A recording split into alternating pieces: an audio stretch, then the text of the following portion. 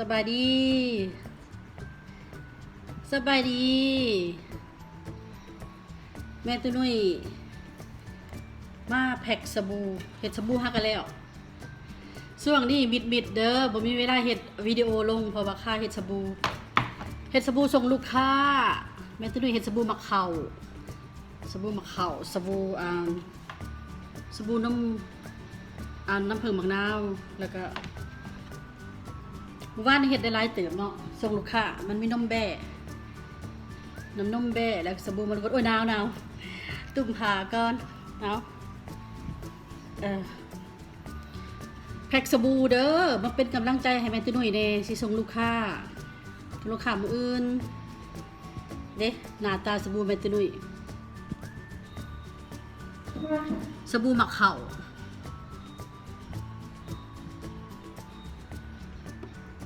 กระต่าย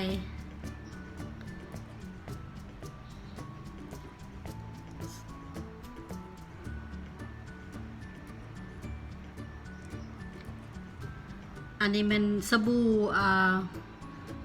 น้ำผึ้งมะนาวน้ำผึ้งปลามีหลายทรงเนาะทรงนี้ก็งามมาเขาทรงต้นไม้ก่อนบักไงแล้วก็มีสบู่น้ำผึ้งมะนาวทรงใหญ่เดี๋ยวแม่ตุ้ยเอาสบู่เห็ดมื้อวานมาให้เบิ่งมื้อวานนี่เนาะ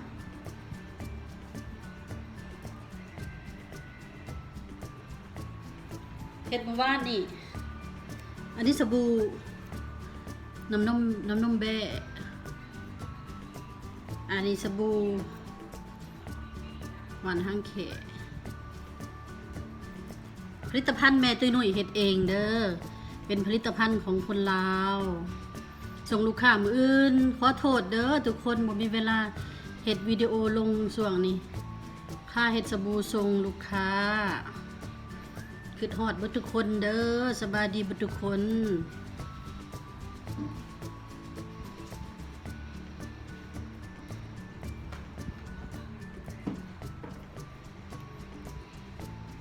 คิดฮอดเบิดทุกคนช่วงบ่มีเวลาแพ็กสบู่ก่อนแพ็กสบู่ส่งก่อนไปจังหน่อย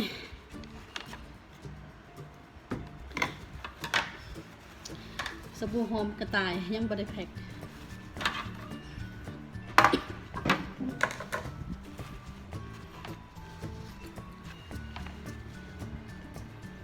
อากาศเย็นเลยเด้อมื้อนี้ลมแห้งหนาวใส่ผ้าตุ้มให้นึงนะคะเป็นเย็นมื้อนี้เย็นมันเป็นเย็น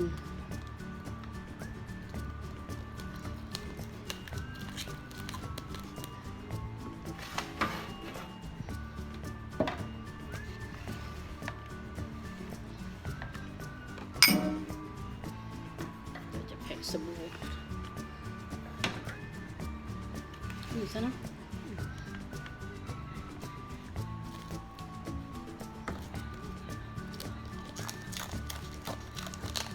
เป็นจังใดทุกคนสบายดีบ่เป็นเรื่องแม่ตุ้ยแล้วบ่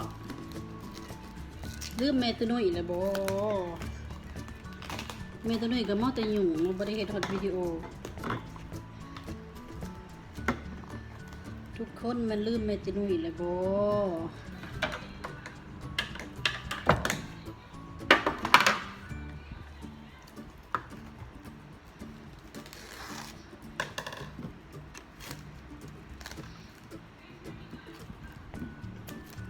มื้อนี้เฮ็ดสบู่เบิดมื้อแพ็คสบู่แล้วก็ติดสติกเกอร์มื้ออื่นส่งลูกค้า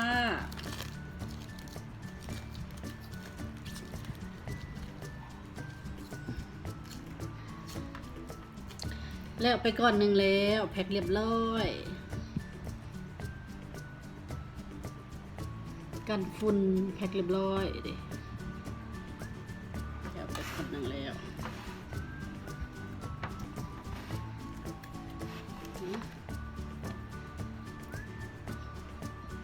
เ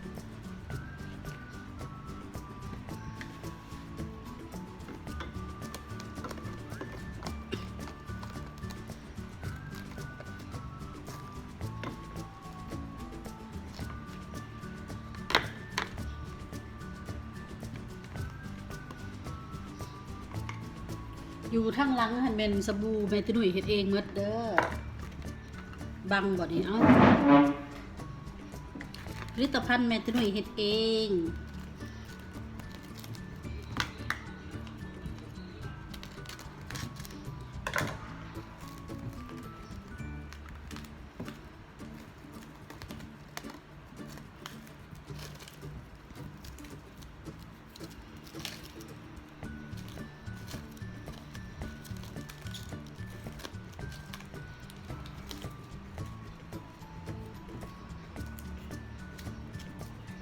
แล้วก้อนที่สองแล้วแพ็คเป็นก้อนที่สองวันนี้เห็ดประมาณ43ก้อนบ่ได้เห็ดหลายว่านี่ได้50ก้อน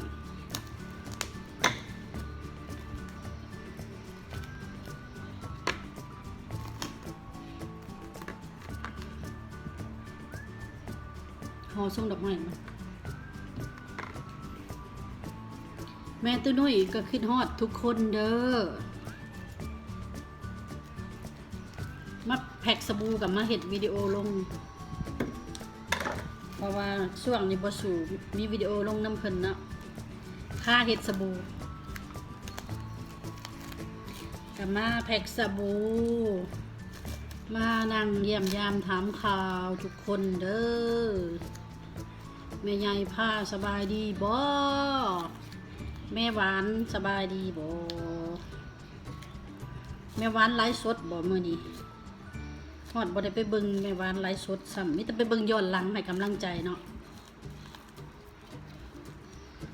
แม่ตินุ้ยก็จังซี่ล่ะ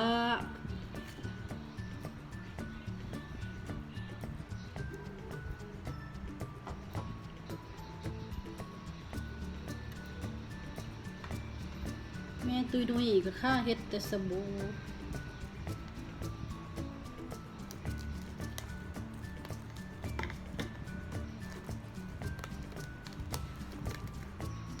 โอ้จะเอาตัวนี้ให้เบิ่งเวลาแม่ตุ้ยนุ้ยไปขายเครื่องนี่เนาะเวลาที่ว่าอันน่ะตัวนี้นะแม่ตุ้ยนุ้ยไปขายเลยลูกค้าเพิ่นบ่มีเงินสดเนาะบ่มีเงินสดเพิ่นก็สามารถใช้อันน่ะของธนาคารพัฒนาลาวก็คือบัตรเป็น trust เนาะสามารถ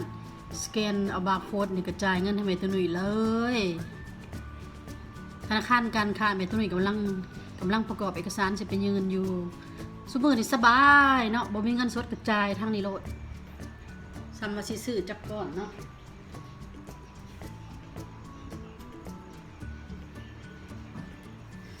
เป็นการบริการสะดวกสบายของธนาคารอยู่สปป.ลาว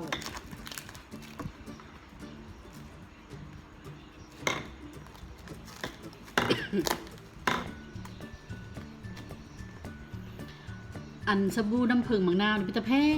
เลยมีตัวผึ้งนี่ตัวผึ้งมี2สีเด้อสีนี่นะตัวผึ้งเป็นตะแพงเดี๋ยวเขาสิแพ็คสบู่มาเข้าก่อนสบู่มักเข้าเนาะหอมใส่หัวน้ำหอมน้ำนมเข่าแต่ว่าเนื้ออันนี้เป็นเนื้อ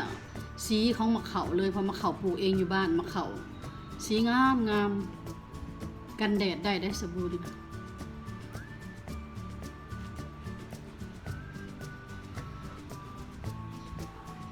มะเข่าภาษาเพื่อนบ้านเฮาค่ะเพื่อนเอิ้นว่าฝักข้าวเนาะภาษาไทยภาษาเพื่อนบ้านภาษาลาวแล้วมันมะเข่าภาษาอังกฤษแม่ตุ้ยบ่ฮู้จักเพิ่นเอิ้นจังได๋เพิ่นบ่มีหมากอันนี้น่ะอยู่กับนี่มันบ่เพิ่นบ่มีหมากอันนี้ก็เลยบ่จักภาษาอังกฤษบ่มีหมากเข้าต่างประเทศนะนี่ช่องดอกกุหลาบก็งามเด้อช่องดอกกุหลาบตุ้ยสิตั้งลงก็ได้แล้วตั้งลง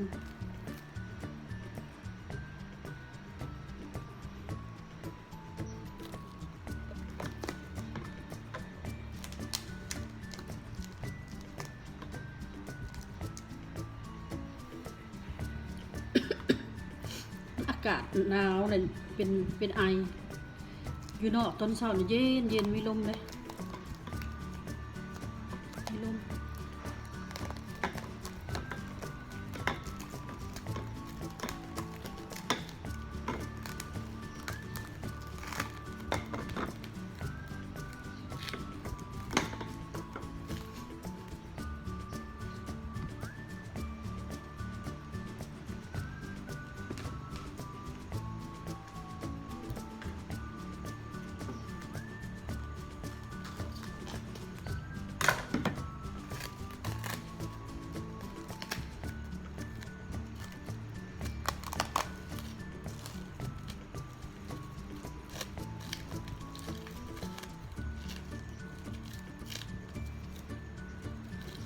ขาดซ้ำตัวนี้ติดออกไหม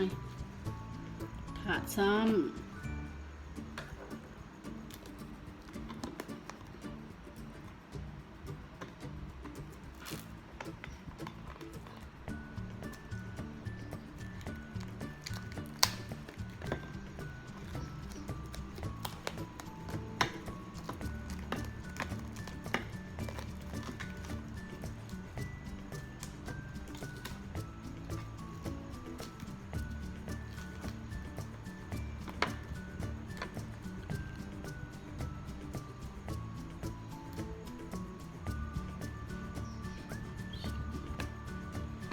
แพ็กทรงนี่งามหลาย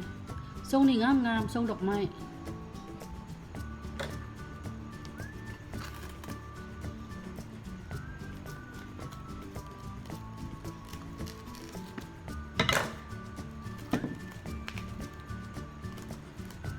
ทิศนี้แม่ตุ้ยเห็ดสบู่เบิร์ดทิศเลยได้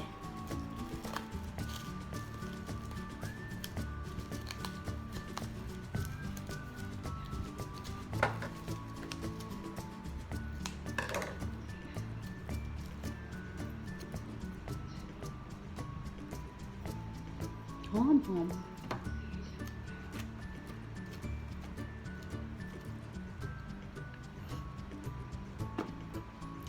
แม่ตุ้ยสิเอาสติกเกอร์มาติดให้เบิ่งเนาะแล้วแม่ตุ้ยก็สิแพ็คต่อเพราะว่ามันสิเป็นวิดีโอที่ยาวโพสต์ถ้าว่าแม่ตุ้ยแพ็คสบู่เบิร์ดทุกก้อนอยู่เนาะมันสิหลายโพสต์45ก้อนย่าน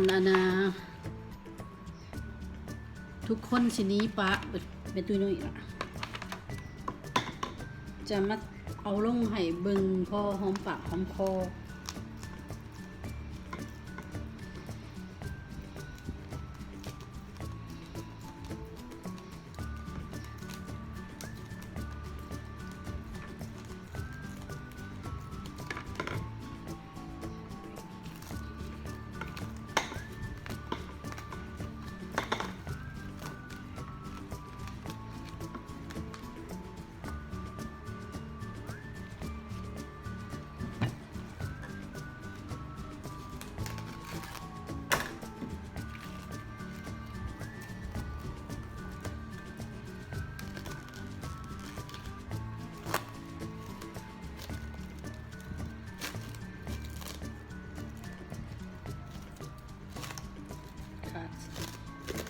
ขาดสั่งพอไหม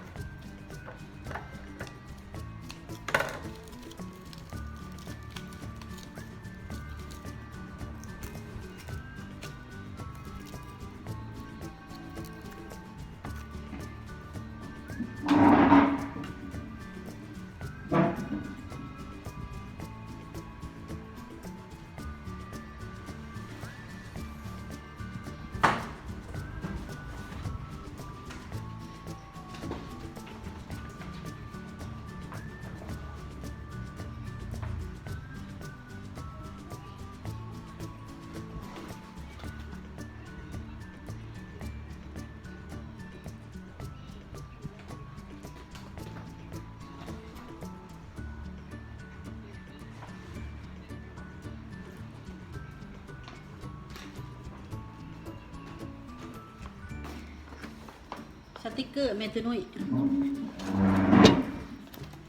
สติกเกอร์สบู่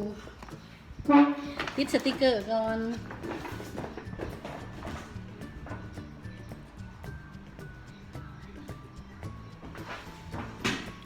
สติกเกอร์แม่ตุ้ยนุ้ยอันนี้สบู่น้ำผึ้งมะนาวเดี๋ยวติดสติกเกอร์ให้เบิ่งแล้วแม่ตุ้ยนุ้ยก็สิลาไปแต่งอยู่แต่งกินก่อนจะได้พอตุ้ยนุ้ยมาเลยหิวเขานี่ติดสติกเกอร์แล้ว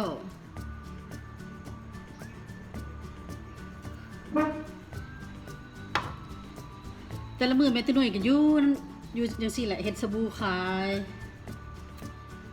ม่วนเนาะแนวหมักเอาแม่ตุ้ยนุ้ยสิลาไปก่อนเด้อไปแต่งกินให้พ่อตุ้ยนุ้ยก่อนมาถามข่าวทักทายสบายดีเฮ็ดสบู่เบิดมื้อเลยก็เลยมีเวลาก็ลงมาเฮ็ดวิดีโอ